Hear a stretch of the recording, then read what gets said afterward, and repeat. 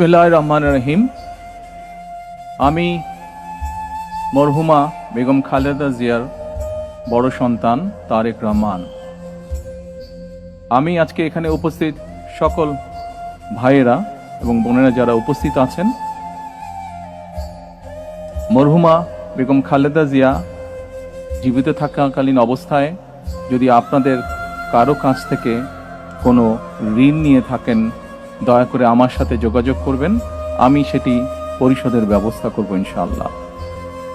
একই সাথে উনি জীবিত থাকাকালীন অবস্থায় ওনার কোনো ব্যবহারে, ওনার কোনো কথায় যদি কেউ আঘাত পেয়ে থাকেন, তাহলে মরহুমার পক্ষ থেকে আমি আপনাদের কাছে ক্ষমা প্রার্থী।